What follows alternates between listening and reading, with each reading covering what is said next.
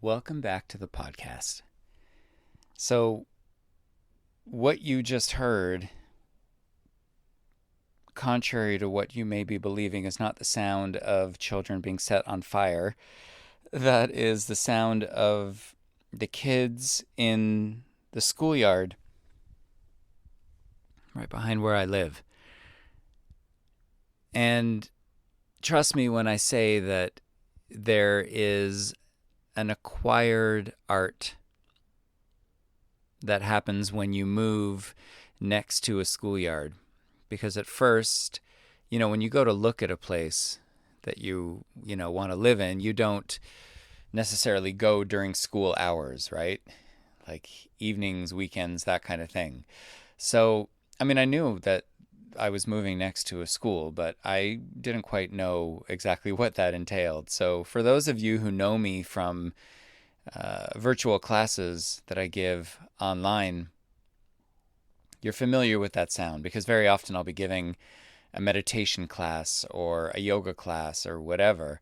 And, I know because you've told me, some of you have told me that you can hear the kids screaming in the background. And it's taken a while, but I've become desensitized to it. There is sort of an art of mindfully unplugging from the noise.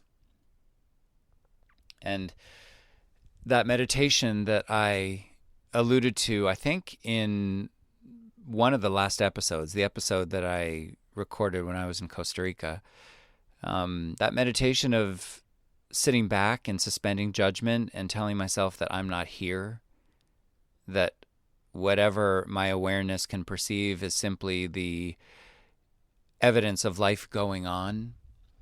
That meditation has been super helpful in me just being able to sort of, it's not even a question of tune out the noise. It's exist peacefully in the presence of the children screaming like they have been set on fire. It's the sound of kids at play. It's the sound of kids blowing off steam. It's the sound of joy, I guess? He asked with a question mark. I've said to so many of you in classes that we've had virtually, if we adults were given the physical space and permission to do exactly like these kids are doing, trust me, we would be running around screaming, like we had been set on fire in the same way. I think there's something to be said for, these kids blowing off energy, blowing off steam in that way. It's a fascinating context, really, to analyze and to just sit and mull over. Because I think that given the opportunity, we all would do the same. And what I wanted to talk about in today's episode really is just that it just seems like everything is getting more and more and more constraining and restrictive and destabilizing. It feels like, the environment is just getting more extreme, and we see it. We certainly saw it here in Montreal over this past winter, one of the warmest winters on record. I can count on one hand the number of snowfalls or snowstorms that we had. This was the first winter in my life where I spent the majority of the winter in running shoes. I was in trainers for the majority of this winter. That has never happened in Montreal in my lifetime. We did not have a lot of snowfall. We didn't have a lot of accumulation. I was able to walk on cleared sidewalks for the majority of this winter. And today, a day in, mid-April, it's 21 degrees and warm, and the wind is warm. Today's the first day where I've actually felt that. I have a tendency or proclivity towards being cold. In French, we say, "Je suis frileux." I have a tendency to be cold. Not today. Today the wind is warm. First day of the year that I felt that. And who knows? We might get a snowstorm tomorrow. I mean, listen, last week, last Wednesday to Thursday, there was one of the worst snowstorms of the season. Really hardcore and proper, like, storm, ice and wind and rain and whatever. And then, 2, 3 days later, there were no traces of snow. It's a very interesting moment to examine how the environment is changing, but environment is definitely changing. Economy, my God. The world is just getting more expensive. Things, life, living is getting more expensive. And I used to say that if you want to be well in this world, get ready to spend. Now it's not even a question of if you want to be well. You want a burger at McDonald's, you're still paying like $8 or something. It's the world is just getting more expensive, and obviously salaries are not increasing commensurate to, inflation and the cost of living. And so there is struggle. Politically, things are getting very, very, very restrictive and very interesting. This rise of fascism, this rise of quote unquote leaders who have no interest in leading for the best. I think that we're seeing the most transparent politicians, again, throughout my lifetime, just in terms of their actual intention. Politicians used to be people who put on a persona that was, exuding some form of intelligence and that made us feel good. Now, politicians are just here to make us feel anything. And I think when we feel something, we go, okay, yeah, I'm going to vote for that person. We're seeing, on the one hand, we're seeing human rights have a conversation or be part of a conversation, a collective conversation that has never really existed in terms of all people being included. And of course, the pendulum does not swing one way without it swinging in an equal and opposite direction or way. And so we've got, lots of people with lots of opinions launching those opinions, electing these people who are sensational and pandering to these, to these people who just want to see the world from an external point of view reflect how they feel internally, which is divided and exclusive and afraid. And so, right now it's just a moment where it seems like from all sides we're in a pressure cooker. And we need a schoolyard to run around and scream bloody murder in to just be able to blow off some steam. And ultimately, because that space is not being provided, right? Because typically those who are elected to leadership positions don't actually have any intention of looking after the vulnerable. They only have the intention of looking after their bank accounts and their friends' bank accounts and pandering to whoever is going to give them the vote by saying whatever it takes to get the vote. We better figure it out. I think that every single one of us needs to figure it out. And if you have been listening to me speak over the past 15 years, if you've been to classes or workshops or trips that I've given or read my books or listened to this podcast or whatever, then you know that I've said physically you better have a practice. Some form of physical movement that you do as a practice on the regular, because if the body gets hurt, and the body will get hurt, you better be able to bounce back quickly. And keeping the body in some form of shape, in some form of fit, matters, because that means that your recovery time will be lessened. But equally as important, if not more important, is you better have some sort of spiritual, cognitive mindfulness practice. You better have some sort of practice that you come to on the regular, whether it be meditation, whether it be speaking to someone, whether it be some form of worship, whether it be some form of ritual, whether it be, yoga, or going to the gym, or going running, or going cycling. You better have something that you're doing that not only, helps the body stay in shape, but it helps the mind focus. And it is a practice in bringing the mind back to whatever the body is doing. Because equally as important as the body getting hurt, when your feelings get hurt, when you feel destabilized because the world is turning into something that we've never seen before, because all of those sacred cows that we always assumed would be sacred or have been thrown out the window, sacred cows like if you go to school and make enough or get enough education and go and get a job to make enough money, you'll be able to afford certain things in the world. That is changing. There are generations of people who are already on this earth who know that they're never going to be able to afford real estate, regardless of whatever job they get. There were certain avenues of existence, that if you were, blessed and privileged enough to fall into certain demographics, you would have somewhat of a safe and secure and cozy and stable life. And again, thrown out the window. Life has gotten scrambled up. This is an accelerated moment of change historically. And whether or not we get washed up on the other side of this moment in history, or rather how we land once that happens, is very, very, very dependent on how we manage things now. How we establish the practices that keep the body, that keep the mind, well, resilient, active, aware.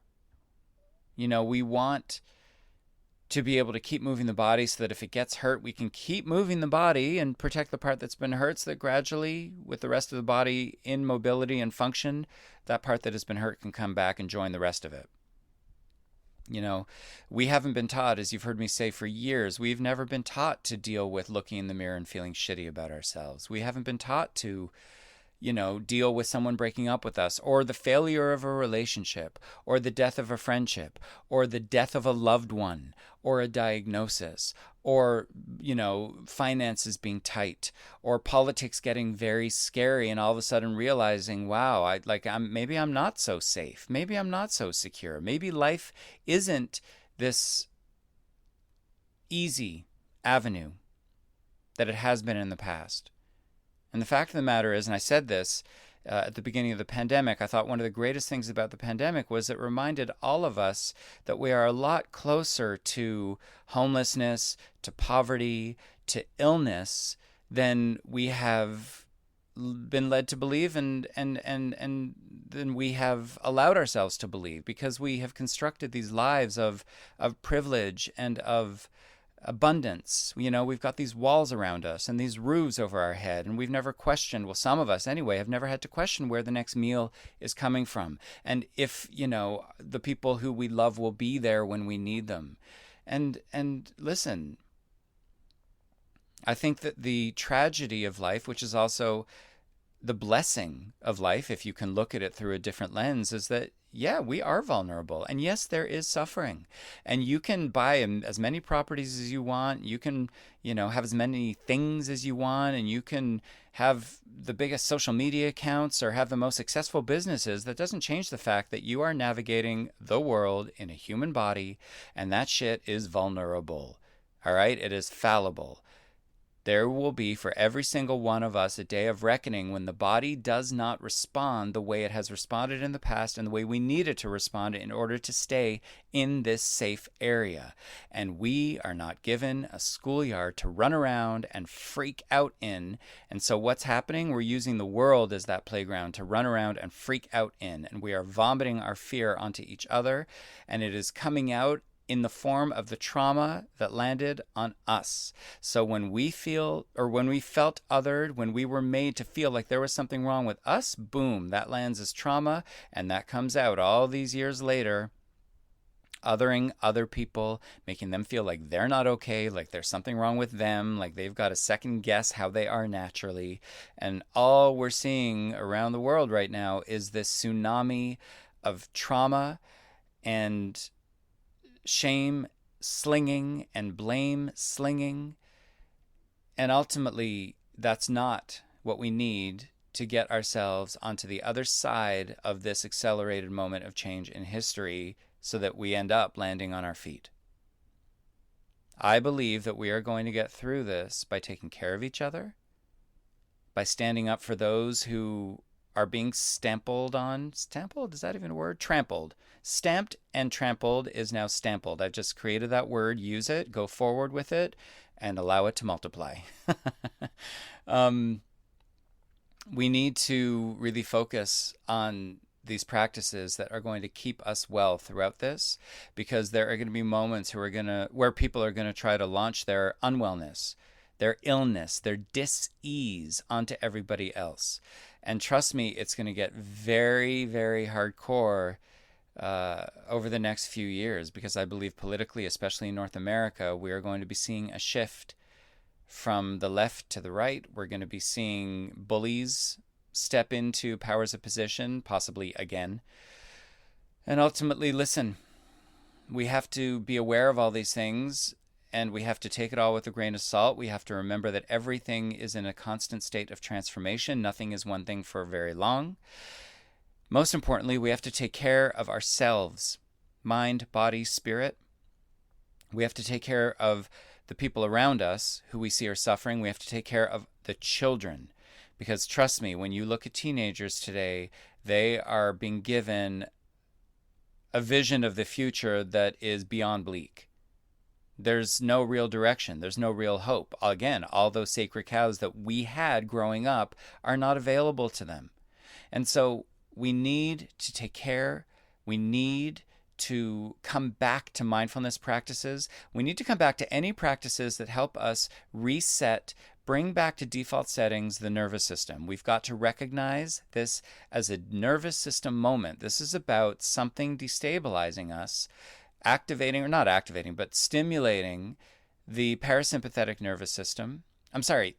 Stimulating the sympathetic nervous system, and recognizing that it is our responsibility in the presence of all of this instability and all of this information that's being launched at us intentionally, so that our nervous systems can be out of whack, because human beings are predictable and disappointing when their nervous systems are out of whack, so that we can take control of bringing our nervous systems back by stimulating our parasympathetic nervous system.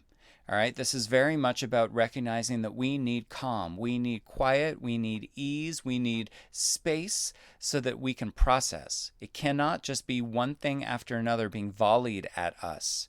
And so, some take-homes for you, dear listener. Number one, be mindful of your social media time. I am growing more and more aware of how these devices that we carry around with us are just as, what's the word I'm looking for? There's a word that's eluding me. These devices, these phones that we carry around with us, all of the technology that we carry around with us, the Fitbits and the Apple Watches and everything, we're monitoring our heart rate, we're monitoring our steps, we're monitoring our sleep, we're monitoring our social media accounts and whether people love us and like us or, whatever. All of this dependence on information takes us out of simply being. There is a non-stop push to doing. There's a non-stop push to work and to keep working and to keep doing better and be reliant on these companies and on these devices. And the fact of the matter is, yeah, they can be amazing if you use them properly and you know when to shut them down and put them away.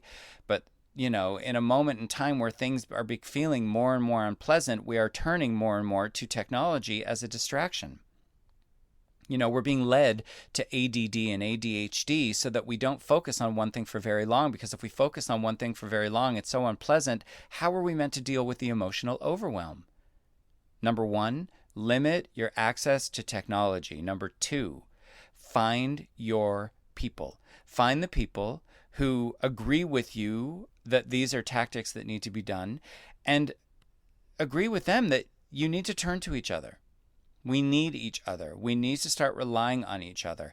And trust me, we need to be compassionate with each other, because the more time we spend with each other in this moment in time where people's trauma has been like seriously reborn over the past 4 years, it's going to be really easy to judge each other and find what we're avoiding in each other. We're going to find unpleasantness in each other because we have to talk about the real shit. And the real shit is there is suffering.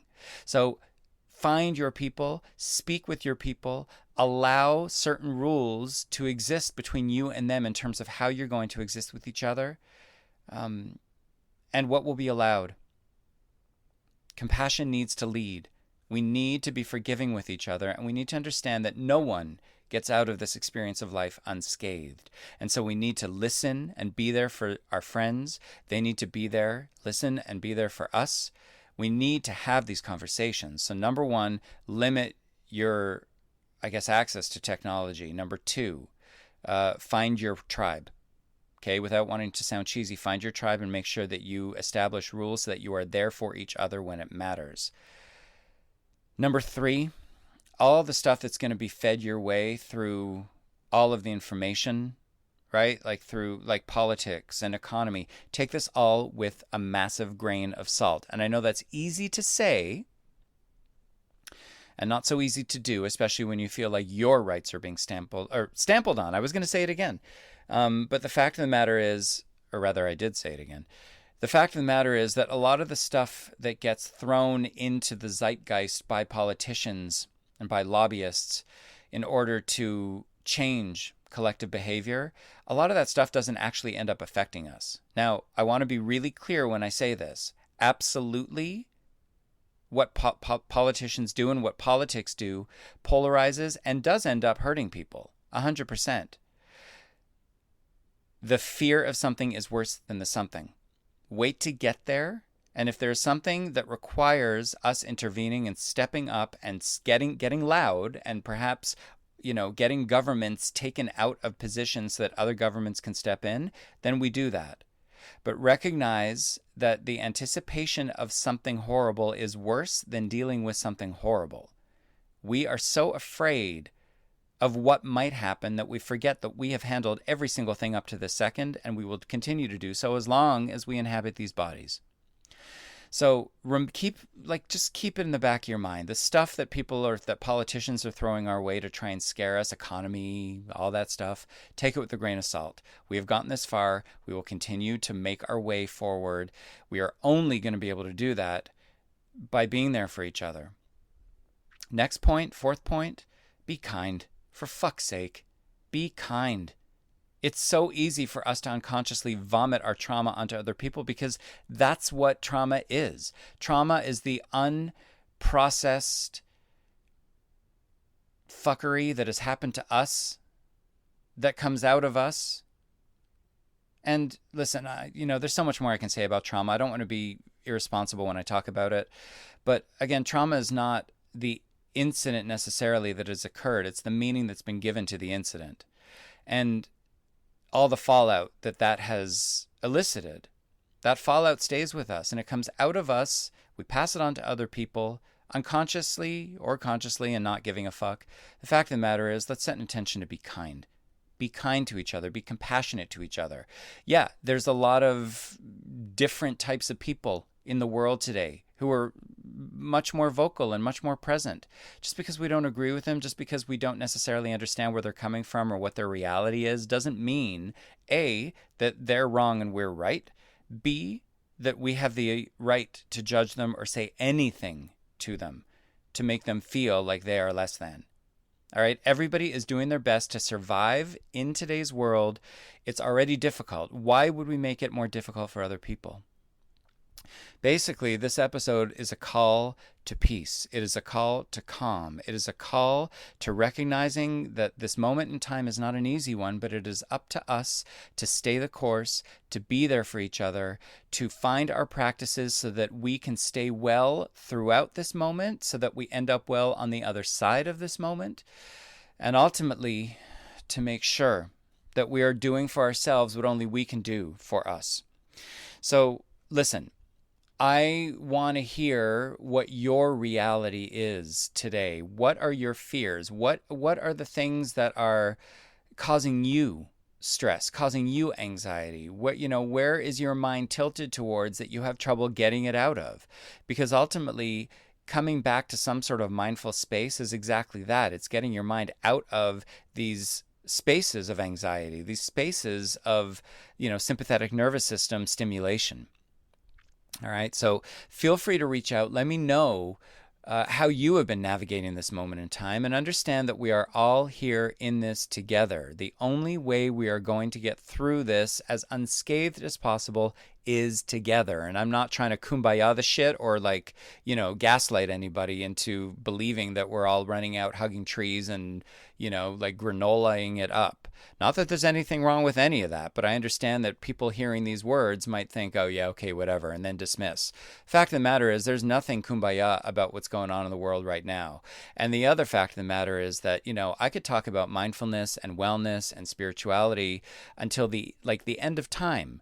And there could be billions of people who wouldn't even pay any attention to my words. But the fact of the matter is, good chunk of those people are going to end up coming to the shit that I'm talking about when shit goes down with them, because everybody at the end of the day, when they get scared enough, turn to wellness. They come to wellness as a last resort. It's the first thing that gets dropped when things get stressful, and it's the first thing that people come to when the stress has gotten out of hand. Wellness, mindfulness, doing stuff that isn't part of the day-to-day. It's not legislated. It's not part of what's been normalized, but it's the stuff that people end up coming back to when shit goes down. I'll finish this episode by just saying, when my teacher, Joan Ravinsky, was diagnosed with terminal cancer, she said it was the greatest moment of her life, because in that moment, she could finally let go. She didn't have to worry about taxes. She didn't have to worry about administration. She didn't have to stay in this game of life. She could focus on everything that was beautiful. My whole approach is, why wait until there is a terminal diagnosis? Why not start to live that way today? Don't take any of it too seriously. It doesn't fucking matter. All right? So, with that said, let me know what you're going through. Let me know. Share. However you share with me, whether it be social media, whether it be through, direct contact, whatever. But let me know what's going on. You are not alone in this. I'm not alone. We are in this together. Let's not be divided. And let's, find ourselves washed up on the other side of this moment in time, on our feet, moving forward. All right? Listen, take good care, everybody. And I'll see you in a bit. Be well.